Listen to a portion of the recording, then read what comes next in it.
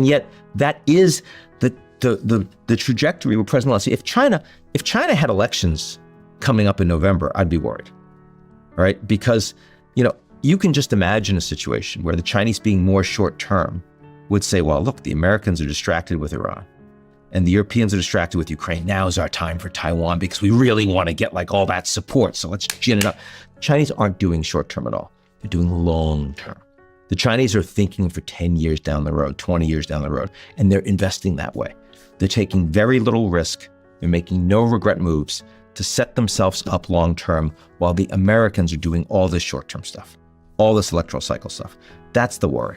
If the Americans, the biggest danger to the United States, not China, it's America. It's America getting in its own way and not investing in having the best products, the most competitiveness, the most attractive place to study, the most attractive place to live, the most attractive place to work.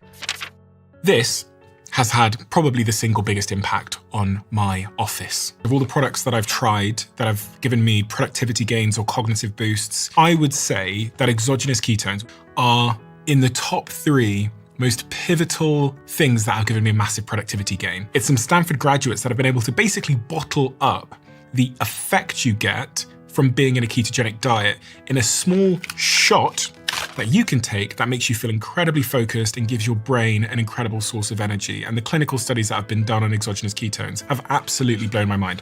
I reached out to them, I became a co-owner in the company, I became an investor in the company. And so it's with great pride that I can tell you that this exists. If you haven't tried these shots, go to ketone.com/Stephen for 30% off your subscription order. And you'll also get a free gift with your second shipment. I still buy my ketone shots predominantly online, but thankfully I can now grab them at Target whenever I drive past them here in the United States as well, because we're now stocked in Target, where your first shot is completely free. I'm 100% more productive using this app, despite spending 50% less time typing. And that might confuse you, but let me explain, which is exactly why I invested in Whisper Flow. They're also one of our sponsors on this podcast. Whisper Flow turns your speech into text, so you can send it in any app or device at any time. And I promise you, it doesn't seem to ever make mistakes. This is the most accurate voice dictation I have ever used after a decade of trying to get one to work. Not only does it save me a ton of time, it also corrects your speech if you change your mind mid-sentence before turning it into text on the device. I love it, and I know my team loves it too, because when I posted it in our Slack channel, asking if anybody wanted a pro version, half the office said yes, and they had it within an hour, which tells me everything. This is the tool you and your team need to speed yourselves up and to capture those important ideas so that they don't disappear. Head over to whisperflow.ai/Stephen to download it now. That's whisperflow.ai/Stephen. You did a TED Talk 2 years ago in June. It was published in June 14th, 2023, and it's done tens of millions of views on YouTube. It is titled, "The Next Global Superpower Is Not Who You Think." Yeah.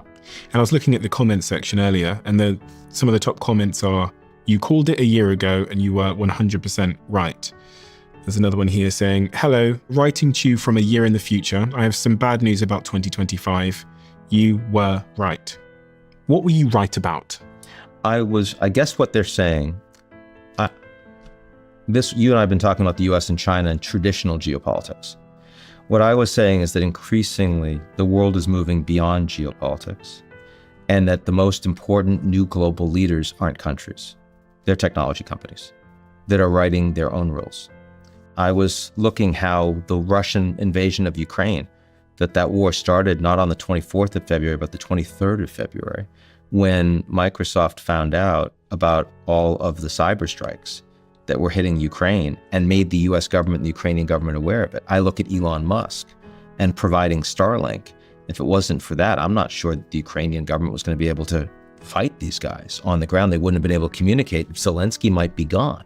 These were companies. The US government at that point was scared about sending all the military support, but the companies were making a big difference.